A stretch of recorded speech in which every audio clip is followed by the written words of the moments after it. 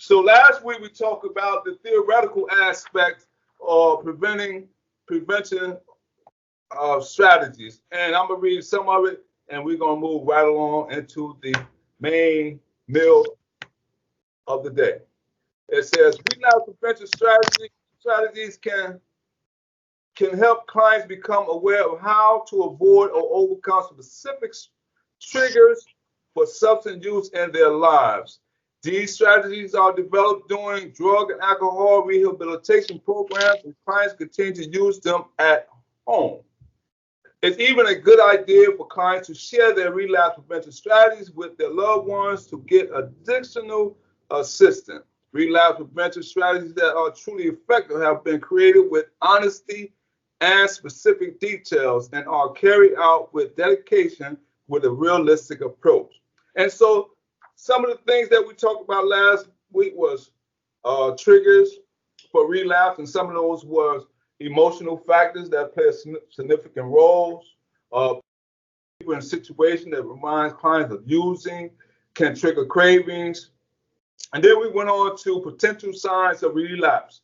And there were several bullets that we talked about. Secretiveness, spending time with friends or associates, what else? Moodiness, mood swings, lack of proper grooming habits, poor eating and sleeping habits, romanticizing. We talked about romanticizing when one have a tendency to glorify their addiction, depression, irritability, and participating in recovery activities such as support group meetings. And so with that said, Mike, would you like to let's get into it. Let's get into it, Mike. So next we're going to go into implementing relapse prevention strategies. Absolutely. We want to implement, because a lot of time people can have the ability to know what they should do, but don't know how to implement it. You can have a sponsor, recovery, mentors, spiritual advisors. You can have all these people in your circle, but if you don't know how to utilize the people that's in your life, then you'll just have them as contacts or phone numbers in your phone. So we want to give you some general relapse prevention tips today. One of the tips is find support. Join organizations that will support your sober life. From community recovery meetings to religious organizations to family groups, there are meetings all over the world. Destination Hope or things like that also offer comprehensive aftercare and alumni programming. So different programs you can join to get support. You can join your organizations. You can use religious organizations. You can use recovery meetings. You can use family groups. Find support. You have to find support, because that's one of your relapse prevention tips for today is find support. Oftentimes I'm telling individuals about joining meetings and everything, and I always tell them, listen, you need to build up your support network. That was one of my treatment plan goals for some of my individuals I was dealing with, because I noticed that they might have family support, but they didn't have recovery support. And that's two totally different things. If you need help with a bill or something, your family might come alongside of you and support you. But in the substance abuse, a substance use disorder area, they might not even know you had a problem. So they won't be able to support you in that area unless you educate them on it. So some of the things that you need, find support, is one general relapse prevention tip. And for me, I chose to use my my faith-based religious aspect as my support, because for me, I found that to be so helpful in my recovery for sobriety. I'm gonna share this because one of the things was when I came home after leaving a treatment facility, I'm one of the guys who thought they had it all together. And so I found myself driving down the street, and I was looking for, a girl to date, And one day I was driving in the city of Bristol, and I guess I went down the wrong street, and a female, I guess I looked too long at her, and then she must have thought that was a signal of saying, okay, jump in my car and we can do whatever. And so, unbeknown to me, she jumped in my car, and I was so petrified because I'm like, I didn't even invite her. So I quickly said, you have to get out my car. Now, mind you, I'm from Newark, New Jersey. I moved down here in Bristol. And so when she got out the car, I turned the corner. I'm on Irving and Laurel. When I turned that corner on the right, it was the county sheriff department. I said, Lord, I about to find me something to get my life together. So I guess that was God telling me to get inside of a religious organization. So I chose my church, and I've been there ever since. And I haven't been looking for a date since, because I got married since that incident. But yeah, so that's what find something, guys. Find something to get yourself in line with your sobriety. Yeah, you need to have some type of support, and no matter what particular substance you use, it can vary. The things that you used as a coping mechanism, that varies from person to person. But you still need support if you're trying to prevent yourself from going down the same path. Remember, we're talking about prevention. So that means that we're not saying that you're not going to have feelings to want to do things. We're not saying that you're not going to think about doing things. We're not saying that people aren't going to offer you things. We're saying we're giving you tips to how to prevent from going back to where you came. So one of the key tips is find support. Yeah, and that's so important. And as I believe I stated earlier, that last week we talked about the theoretical aspect of strategies of prevention. Today we're talking about the practical application of preventional tips. So not only theorizing it, and that is to, out of just putting in our thought process, but now we want to take it and put it into action. That's right. Let's go. Let's apply it. Next one, we have another tip. Make new friends. I know you think you had the best friends in the world, but make new friends. Your friends from before rehab may no longer be the best people to hang out with. It is important you find a social support group that actively supports your sobriety. Make new friends. This is the truth of my whole life. I have friends that I grew up with when I was actively using, and I have a new set of friends that I associate with since I have stopped using. Do I discredit the ones I grew up with? Absolutely not. Still love them, still feel how I feel about them. But I also accumulated new friends. Those individuals are the ones that I met on my process of change. You have to learn to make new friends. Don't be afraid. A lot of times we say, well, I can't just trust anybody. Listen, you're going to need help. In relapse prevention, in order for you to prevent going back to your old lifestyle, you will need help. One of the things you need to do is make new friends. You can make new friends in group meetings. You can make new friends at your spiritual churches if you believe in that. No matter where you are, you need to make new friends. Absolutely. And I'm a true believer of that, because I have new friends now, because I know my old friend.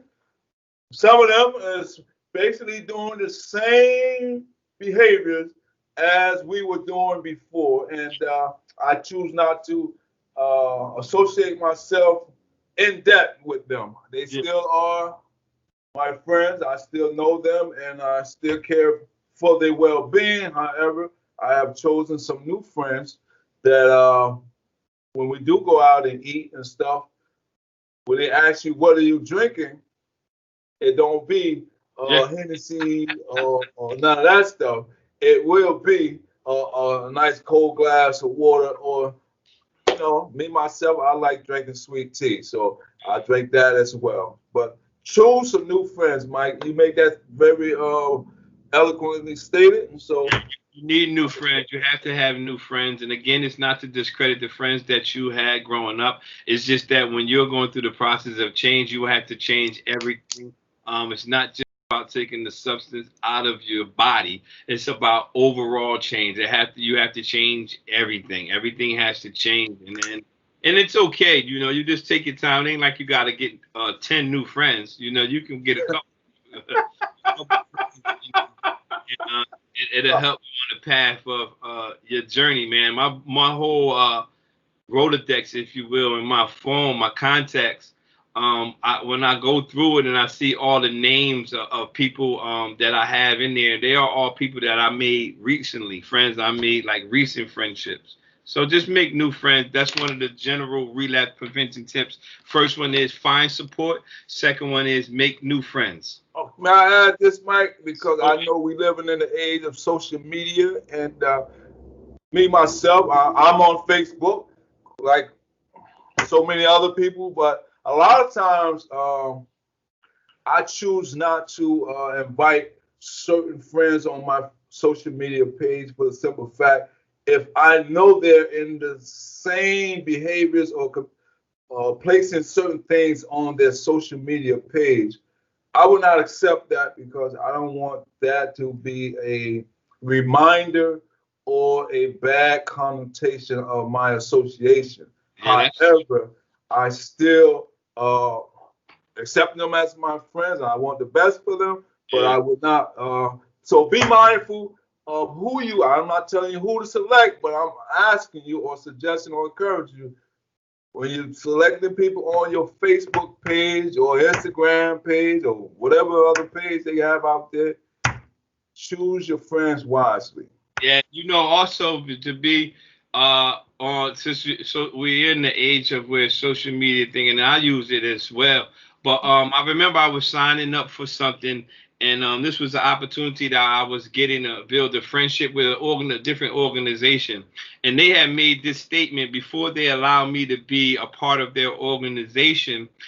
They said they monitored me, and I said, "What you mean y'all monitor me?" They said, we got all your when we gave you the application, we asked for all your social media platforms. It's because for the last we watched your content and see that you was consistent with what you were saying on your pages. So they saying, and why I'm saying that is because when you're building friendships, even through social media, if their content don't matches your content, then you have to learn this little strategy that I learned. Some of my friends who are still doing things that I no longer do, I'm friends with them on Facebook, but under the Facebook tab, it says, do you want to follow them or just be friends with them? What that means is I can be friends with them, but what they're posting doesn't show on my timeline. So a lot of times my friends say, yo, did you see that post I did when I cussed this guy out? And I said, no, I don't follow your post. I'm a friend with you, but I don't get into those political stuff like that. So when you just say I'm a friend, but unfollow, that means that what they post won't show up on your timeline. Oh, so that's great. Yeah, so you got to make sure you can be their friend, but you got to go through there, the settings, and tap unfollow. So, your friends, because they might be, some things might come across that trigger you to go back to what you do. Yeah, so, absolutely. I'm glad you told me that, Mike. So I'm going to use that. What? That strategy that you just gave. That, we're talking about prevention strategies that work. Yeah, because I do it all the time. Because each time I'm consistent. Let me tell you how it happened with me. One day, my granddaughter, she was 9 years old, and she was going through my phone, and she was going through Facebook, and she said, "Papa, what is this?" And it was something to one of my friends posted, and I was like, "Oh man!" And it was very inappropriate. But that's his page; he has the right to post what he wants. But I didn't want. I said my page have to be to the point that my granddaughter can go through it without censorship. So you have to just make sure you when you're dealing with new friends, you can just unfollow them. You can be friends with them, but just under that same tab, you click the button. It says follow or unfollow. Just unfollow them until they're posting stuff that's going down the path you're going down. Yeah. Great. We got next. Gratitude list. Gratitude list. This is another relapse prevention tip. It says keep your gratitude list close in your wallet or in your car. Update the list of positive things in your sober life, whether it is people, animals, feelings, or accomplishment. A gratitude list. I am so grateful when I wake up every day to have the opportunity to do what I do. I can't remember who made the quote, but I just said it like not too long ago on one of my Facebook pages. He says, if you find something that you enjoy to do, you'll never work a day in your life. And that's exactly that's true. And I'm so grateful, and I have gratitude for the things that I do, because I do things that I enjoy doing. It says when you find something you enjoy to do, you'll never work a day in your life. It don't even seem like work because I enjoy doing it. Having a gratitude list, it could be something that you're grateful for in your sober life. Don't think about the so-called good old days. Those days was not good when we was using. So you gotta have gratitude in your sober life. Yeah. That's so important, because I spoke. I made a statement before. I say, well, I have a routine that I normally would do a self inventory where I said, well, I evaluate my course of a day, and I would like to always have my positive outweigh my negative. And so as long as my positive is outweighing my negative, then I can be comfortable with myself and say, well, you know what? I am still on the right course, but there's still improvement, but yet I am making great strides. That's the gratitude list. I always use the terminology, whichever one you feed the most. If you feed the negative more, that's what's going to dominate. If you feed the positive more, that's what's going to dominate. Whichever one you feed the most, like you were saying with that list, the positive outweighing the negative, you got to always keep that other needle up there. You know, we all need improvement, but we can't be up there talking about negative way up here, and we like, man, I'm pushing positive. No, positive, man, put it. Positive, man, put some gas on, but it put it. So yeah, you got to be grateful. The scale about to tip over, man. Yeah, man. Your sober life has a lot of things that you can be grateful for. One day at a time is powerful. When you get one day at a time, that's powerful. And you be grateful about the people that God has placed in your life to help you during this journey, because it's not easy. You just have to follow the instructions of the person who did it before you. If a person has done things before you and they give you instructions, listen, do this and do this and do this, at least map out your own plan. One of the tips we gave you is find support, make new friends, and create a gratitude list. What are you grateful for in your sober life? That's a good list there. Yeah, absolutely. Go ahead. There's a lot of things that we can be grateful for. I mean, staying clean is the big gratitude. Even little small things people may take for granted, and those who maybe find themselves faced with a lot of obstacles and barriers, just being able to get your identification, or just getting a self of employment, or being able to go out to healthy events and places and associate with people that are sober and doing the right thing. That means volume to me, and so I hope that means a lot to other people, because today we're talking about the application of relapse prevention tips. We're talking about applying these things, not just talking about it, but applying them. How we should say it, talk about it. Be about it. Be about it. Yeah, you apply them, implement them. Don't just have them. If you having them, that's great. But you applying them is important. 3 words that I always use is information plus application equals destination. The most important word out of all those things is the application. If you apply the things that we are teaching you, or we're talking about, you'll go far. You'll look up and you'll be like, man, I ain't did that in 10 years. I didn't even know it been that long. You know, it's because you've been applying those core values, different beliefs, and different learning relapse prevention skills that you'll just move forward, and you wouldn't even know how far you go until you look back over it. Absolutely. All right, next one. Watch for triggers. We just talked about that a little bit. Yep. You have to be on guard when you get out of rehab or rehabilitation centers. So be mindful to remove as many triggers as you can. The next tip is watch for triggers. Everyone has a trigger to do something. Listen to me. It is very important. You have to watch for triggers. Triggers doesn't always have to be with your substance use disorders. You can be triggered to do anything. Okay, yeah, I'll tell on myself. Mr. Craig Dingle had a honey bun. Oh, yeah. Let me tell you this is how you gotta watch for triggers. Now, I love me some white ice and honey buns, but I haven't had a white ice and honey bun since like September. All So right. one day I come in the office and he had it one day, right? And then I seen him, he eating it in my office. Then the next day he had another one. Then the next day he had another one. Do you know, Friday when I got off work, I went to the store. You know what I went to buy? A honey bun.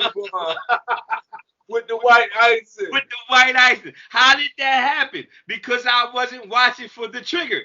Even though I didn't eat it in months and I love them, I seen it so much that it triggered me. I was in the store. I said, man, let me get two of them, man. Let me go and get two for $2. two for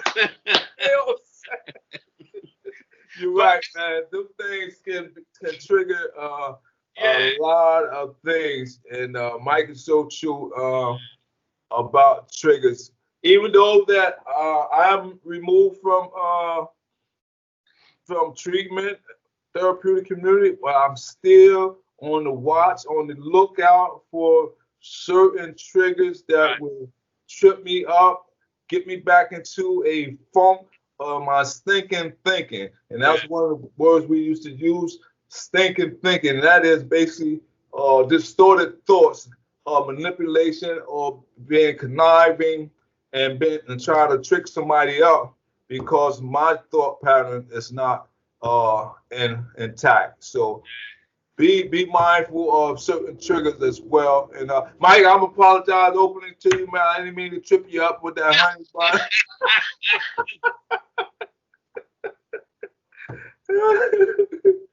That's all right, man. Nah, but you know, that's one of my. I love honey buns. Anyway, but that's why you gotta watch out for triggers, cause in anything, this is universal. This is so, and that happened.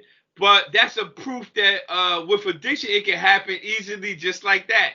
And if people aren't watching out for it, they'll just casually be going through their sobriety or recovery lives, and they're not watching out for these triggers. If they see this trigger them, now they want to keep. Now they see this, now they want to look at it. Now they want to do this, and now they want to be around it. You have to, but it says right here, it says remove as many triggers as you can. So if people are around people who are smoking and they constantly around them and they're smoking, you got to remove yourself. You won't be able to remove that person probably who's smoking, but you can remove yourself. If you're around things that people are doing things online or they're on the phone and they constantly talking, you probably can't remove them, but you can remove yourself. That's so true. And we was talking about social media, and I remember I was watching social media, and the guy was talking about how people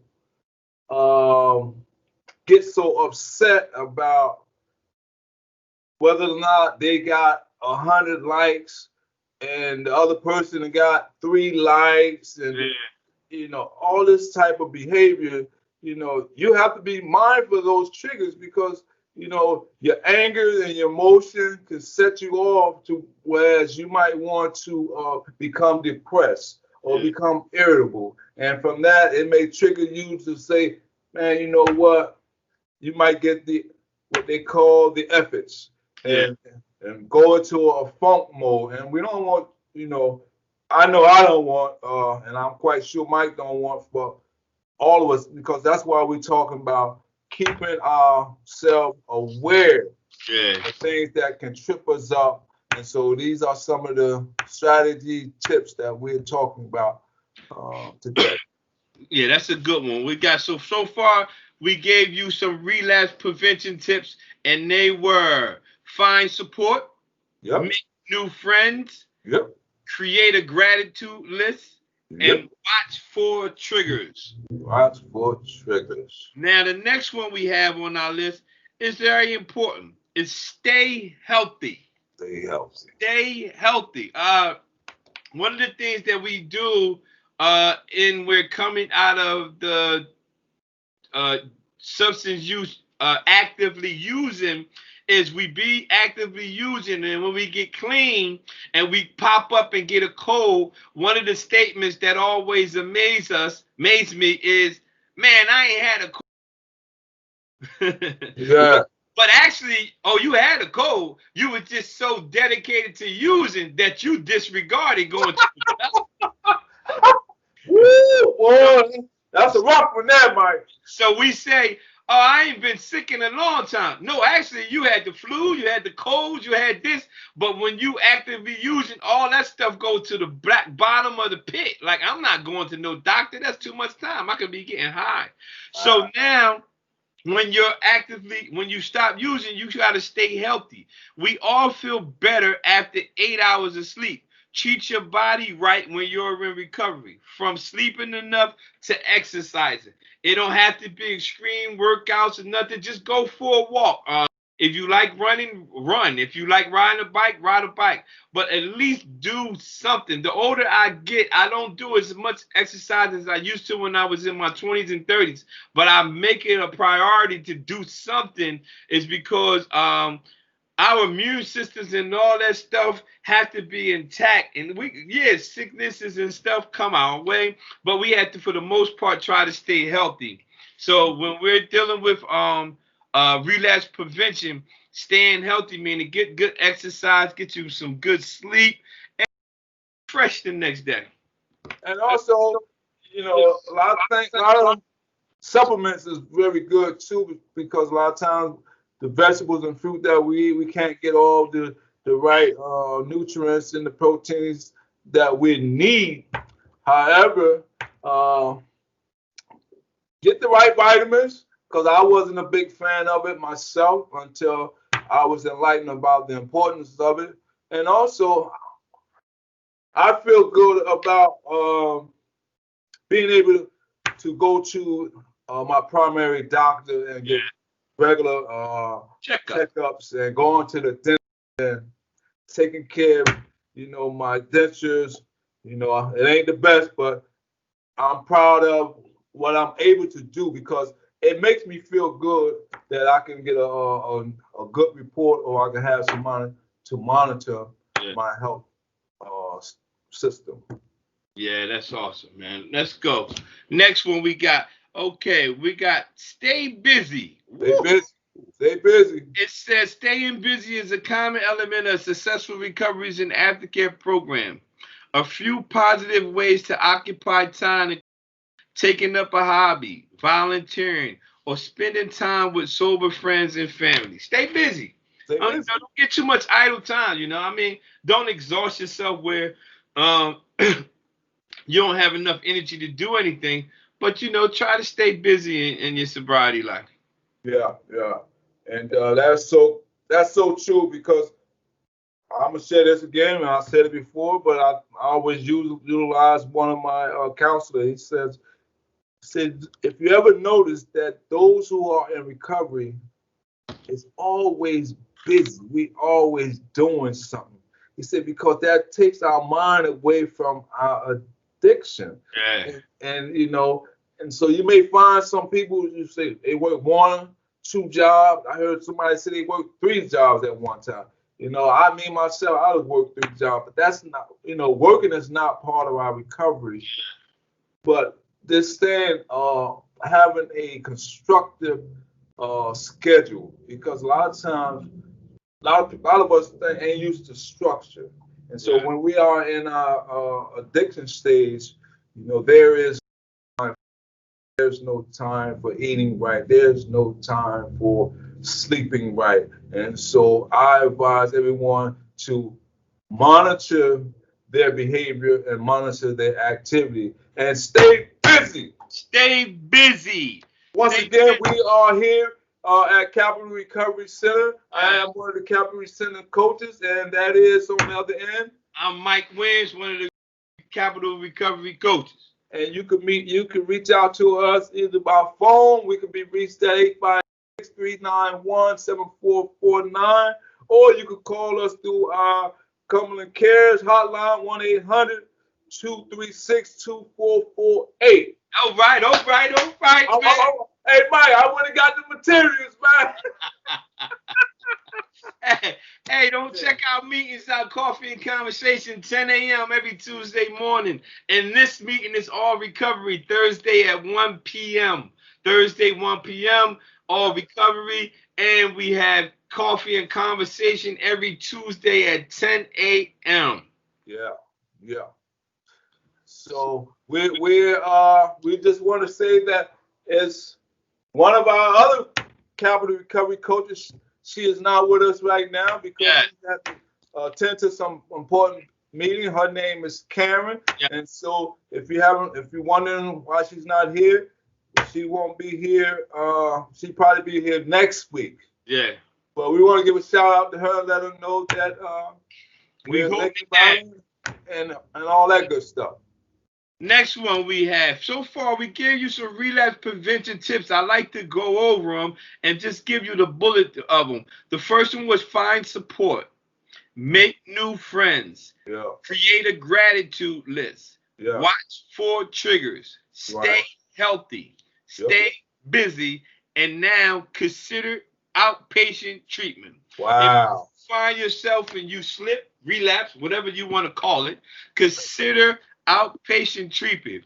Outpatient programs allowed you to go about your daily life and commitment, but still offer reaffirmation of all the techniques and strategy from full-time inpatient treatment. If you come out of inpatient and you don't feel grounded, if you will, or feel like you have what you need to make it, consider outpatient treatment. I remember I told Craig not too long ago, actually, that I left one rehabilitation center.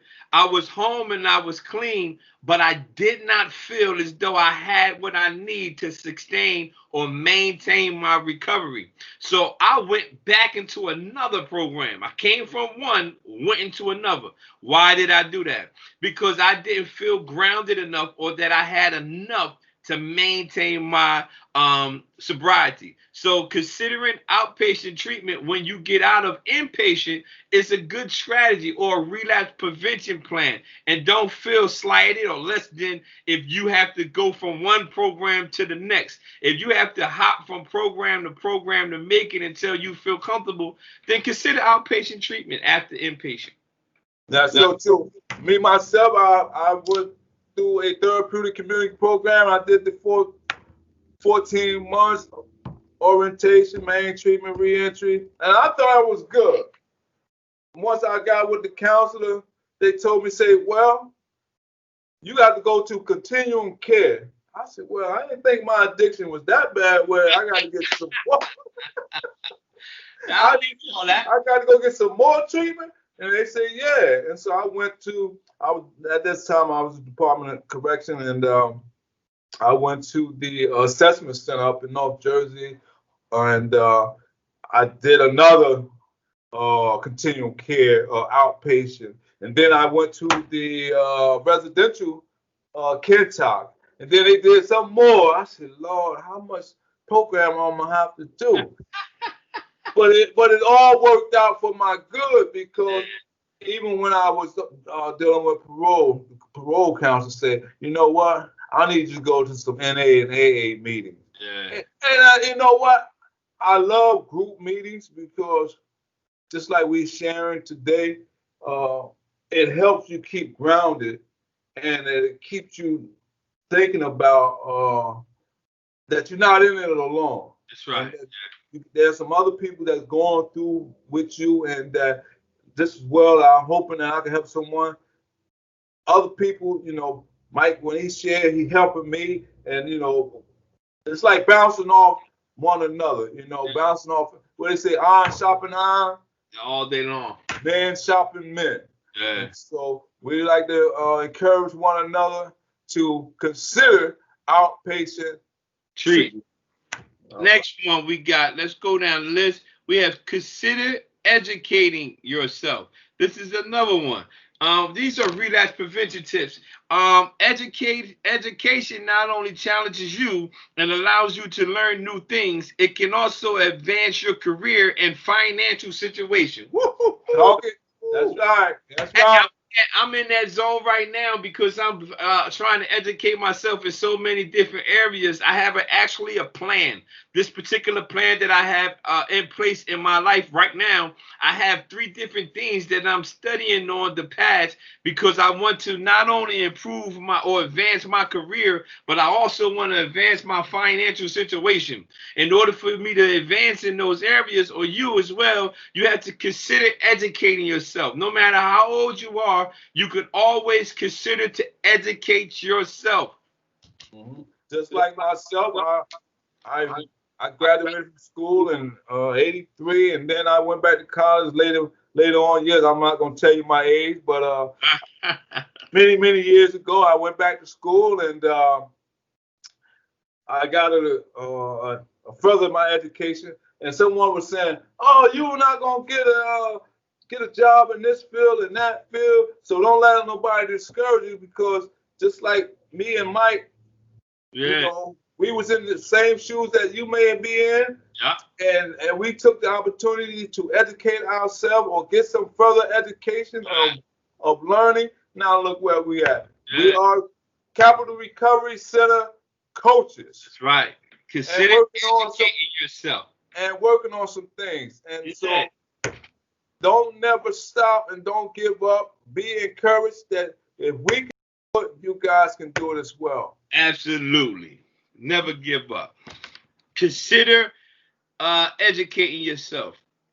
Next, affirm your feelings and achievement with a journal. Affirm your feelings and achievement activities with a journal. Document some stuff. Write some stuff down. Yeah. It will keep you accountable and provide you with a place to write about your struggles. So you're already journaling or you write things down. It keeps you accountable. And it keeps you aware of issues you might be having or struggles you might be having. Write them down. Yeah. Write them down.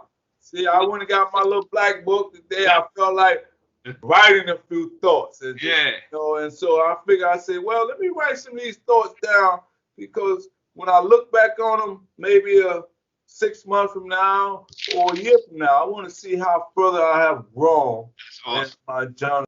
And so just like, I'm not like Mike, I'm not no 10-time published author. You see the plaques on the wall. Tell them about it, Mike. Tell them, man. Come on. Yeah, I'm a writer, man. I love writing. I always write. I write journaling. I write my spiritual thoughts. I write struggles down. Like Craig said, I write them down so I can gauge myself. I always I write down my feelings and activities in journaling so I can see where I'm at, where I was then. Then I go back to it and see how far I have come, or I have dropped the ball on something that I planned to do and just never finished. So sometimes when you write things down, you say, man, I wanted to start this task or this assignment or this goal, but I never really picked it back up. So this is to help you in the process of you writing down. It keeps you accountable. It's always, I was just speaking, or I was telling somebody, I just made a video and I said, it's me versus me. It's you versus you. It's always, you're not competing with anyone. It's your old you versus the new you. It's you versus you.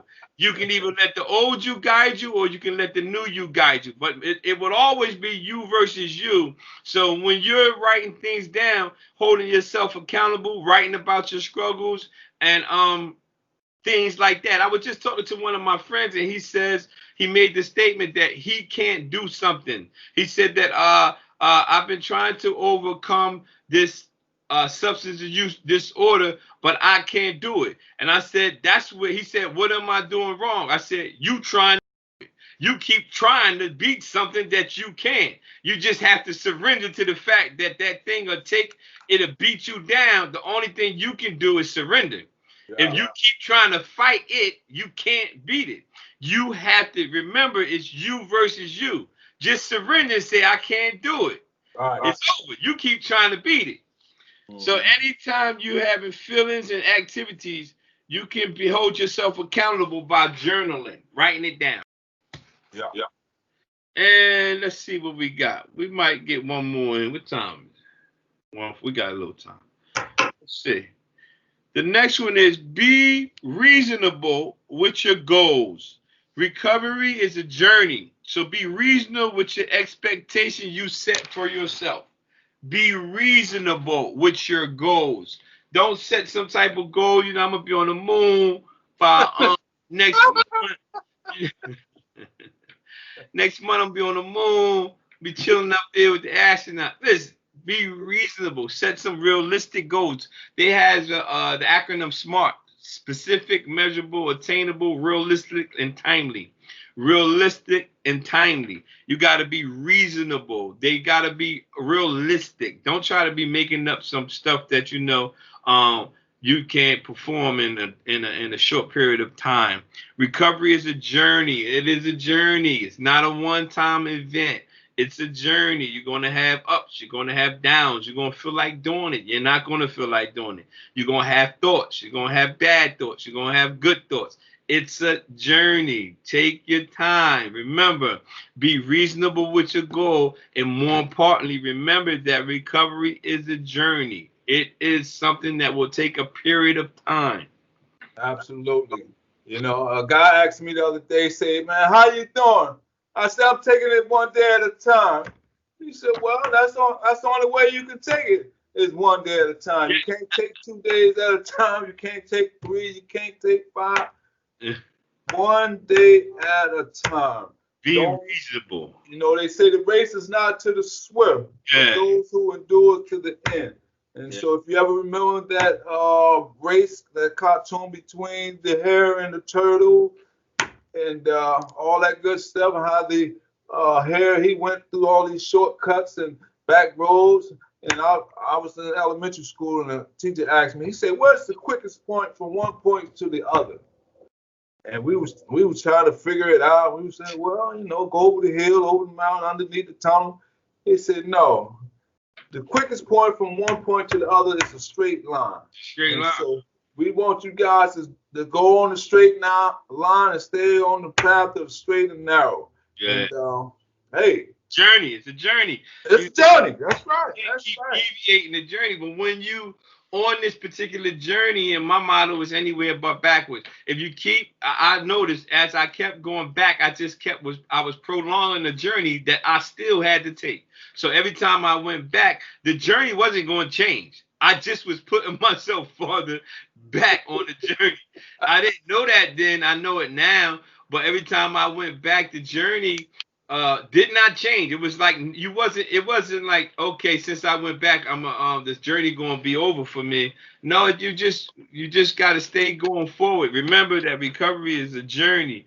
So be reasonable with the expectations you set on yourself. Don't try to get it all done in one quick whop. It ain't gonna happen like that. It's a journey. It's a journey. Absolutely. So let's see, man. Let's do let's see if we can get these in. Specific relapse prevention techniques for the holidays. Let's try to do these 3. Why that's so important, Mike? Go ahead. Well, I'll tell you why that's so important, because we're coming up on the holiday season. So a lot of people they get so anxious and have anxiety. Oh, I can't buy little Johnny this bike. I can't buy Susan this baby doll house, or whatever it may be. Don't get stressed out because you can't do the things that you would like to do.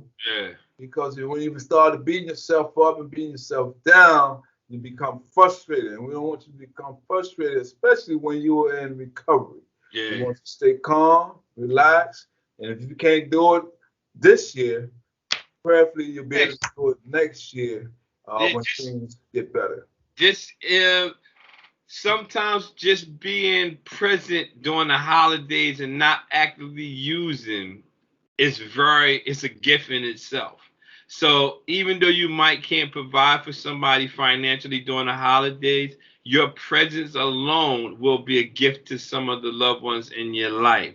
An individual in recovery is especially a little delicate situation during the holidays where alcohol is often present. A together may be tempting situation is the first step to preventing the relapse.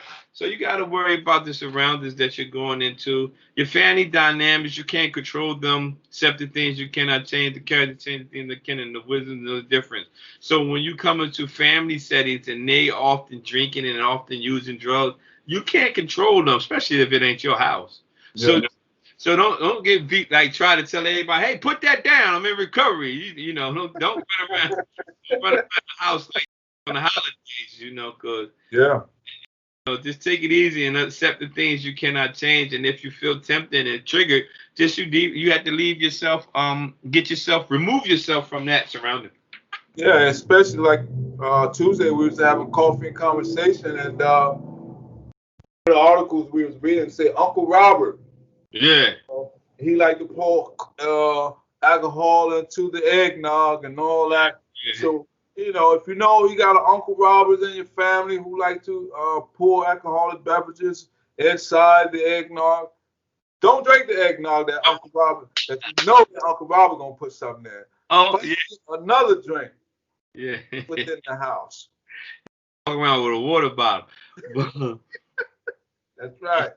It says it is critical to relapse prevention that an individual in recovery to have an exit plan if they feel tempted too strong.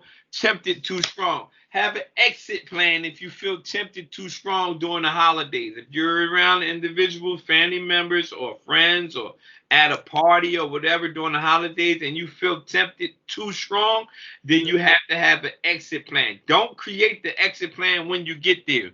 Have an exit plan before you even go. I'm going to call Craig. I'm going to call Mike. I got a sponsor. I got a spiritual advisor. Somebody you got to have on your exit plan before you go to these events. Yeah. If you have a church member, whether it be a deacon or your pastor, something. Anybody that you feel safe that you can confide in, accountability partner, whoever that may be, that or a mentor, reach out to them prior, like Mike said, prior to going to these events. Oh, yeah.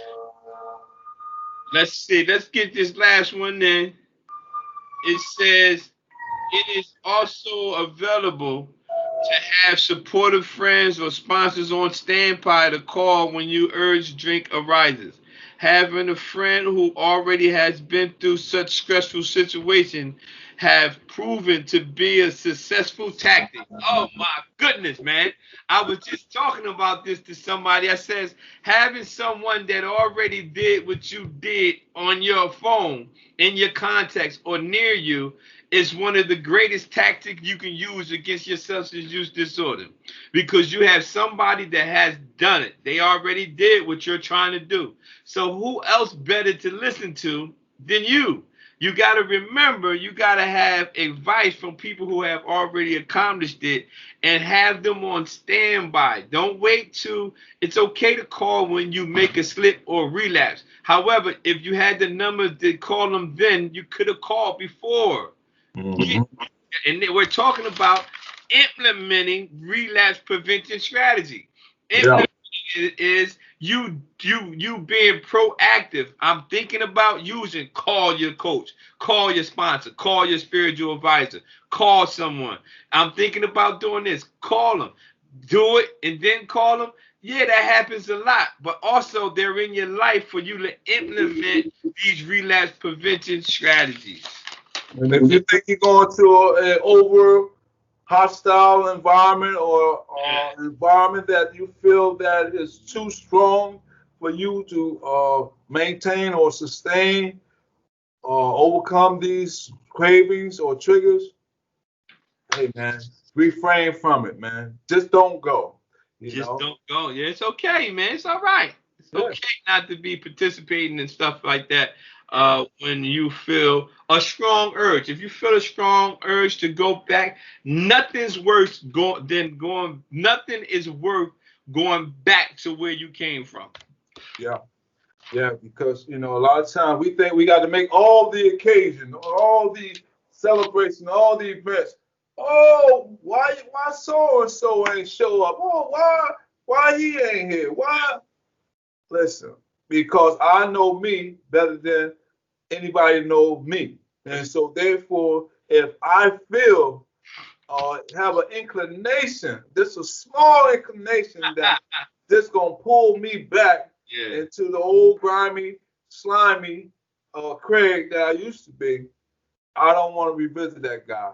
You don't I know. like me, the new me. I don't want to brag about myself, but I like the new me, and I like the new me. it feels good. That's my tweet for the day. I like the new me. Yeah, So it looks good. It looked good on you. it look good. I like the new me. Why you don't do this no more? I like the new me. That's That's right. a good one. Remember, I just said it's always you versus you, me versus me. That's right. And I like the new me, so I don't Like do what that. the old me used to do. Me versus me. Me versus me. All right, man. With that being said, man, we're gonna close out this good meeting. This has been another all recovery meetings at the Capital Recovery Center. I'm Recovery Coach Mike. I am Craig, one of the Capital Recovery Center coaches. And we would like to invite y'all to Coffee and Conversation Tuesday, 10 a.m. And our all recovery meeting is Thursday at 1 p.m. If you know anybody need any type of assistance dealing with substance use disorder, housing, anything dealing with housing, sober living, transitional housing, anything like that, you can call us at the office 856-391-7449, or you can call a hotline 1-800-236-2448. Again, always reach out to us, man, and share these videos with individuals, and we'll be tuning in with you guys Tuesday. Go ahead, Craig, take us out. All right. Thank you. Thank you so much for that information, and thank you for everyone that may have heard us or listened to us. In closing, I would like to thank you all for coming today. We close an all recovery meeting with a positive affirmation about ourselves, followed by a moment of silence to remember why we are here. And I like to first start off saying that I feel good that today I didn't have any urges or cravings that made me think or wanted to think or feel to pick up, use of any substance that would draw me back into an old lifestyle. My affirmation for today is never underestimate your worth. You're worth more than you're treating yourself, but never underestimate how much you're worth, not only to yourself, but to the whole world. All right, so with that all said, let's have a moment of silence. All right, take care, everyone. All right, let's do it.